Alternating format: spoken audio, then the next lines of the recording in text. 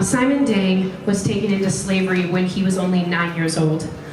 Yesterday, I had the pleasure of having lunch with him, and he told me that as a child in slavery, he had no one, that he was forced to do things that children cannot do, and see things that children should never see. And yet today, he is someone. Once free, Simon went on to become the long-distance swimming champion of Sudan, which gave him new status there. However, he could not forget his fellow men, women, and children in slavery. He eventually moved to the US and has now held several walks, like Heidi just talked about, trekking 300 miles from the United Nations headquarters in New York City to Washington, D.C. to call for an end of slavery and an end to genocide in Sudan. He may be the most incredible abolitionist for the people of Sudan in this world today. He was crucial in the vote to make South Sudan able to become its own new nation in 2011. He has now done walks in both Europe and Chicago, standing up for those who cannot stand up for themselves. He took the call to help those still enslaved, and although it's never easy, he continues to fight every day. Yesterday, he said to me, "We must be the voice for the voiceless." Everyone, Simon Deng. Thank you. Thank you very much, and thank you, Becca. Thank you for the kind words, and thank you to every single one of you who left all what he or she is supposed to be doing this morning to be here and support the efforts that Becca has put together. Today, the issue is not Becca, the issue it is you. You are the one who decided to join hands with Becca. You are the one who support Becca and give her energy and courage to go forward to put together these events for 3 years in a row. You are the ones who decided that you have to stand up for those who cannot stand for themselves. You are the one who decided that you have to be the voice and speak out on behalf of those who cannot speak for themselves. Colorado has been in the front on the issue of Sudan since the times I came to this country. When I came to this country long ago, issue of Sudan was being considered is no news. It was people from this state did have a courage in which they challenged their leaders in the Congress, in which that it translates in Sudan Peace Act. Today, I'm holding two flags here in my hand. One of them is the flags of my adopted nation as an Americans. And the second one is the new flags for the new nation that we have in the world, Republic of Southern Sudan.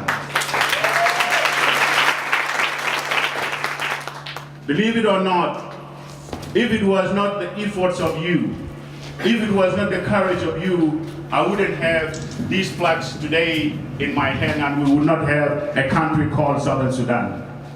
The effort, it is you, and the thanks, it is you. That new nation, the millions of Southern Sudanese who are now being free from slavery, free from Islamization, free from Arabization, it was because of your work, and it was because of the courage which took place here in the state of Colorado. Of course, most people will not talk about it, but I know it for a fact, and we are not going to mention who did what and who did what. But the work that Becca and you are doing today, it is a continuation of the efforts of people of goodwills.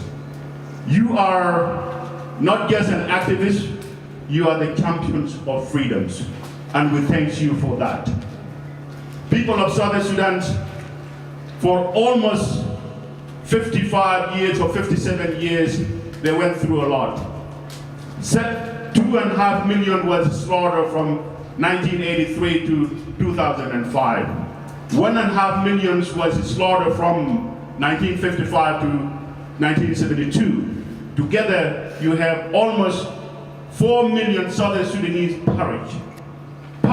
We have hundreds of thousands Southern Sudanese that have been taken to slavery. Of course, when we talk about this slavery, it is not something that I just talk about it. It is something I live in. I was taken as a child.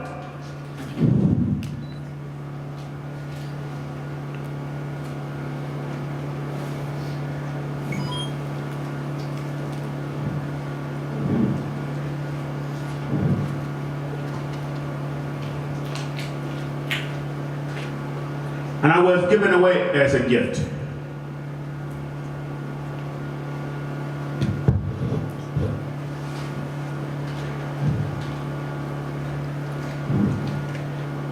My fellow human being, no human being as a gift.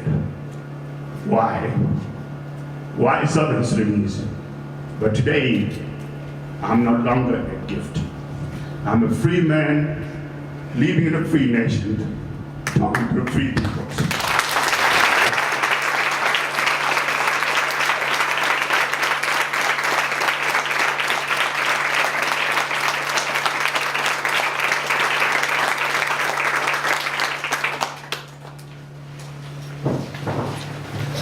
And based on what I know and what I know now, people of Southern Sudan, they are no longer a beat. They are free peoples with a free country that they call their own. Separations of Southern Sudan from Sudan, it was not something people of Southern Sudan would. It was something that they were being forced to by the Northern Sudanese. Southern Sudanese was never being called as Sudanese by their fellow Northern Sudanese. They're always being called Jinubiyin, Abid.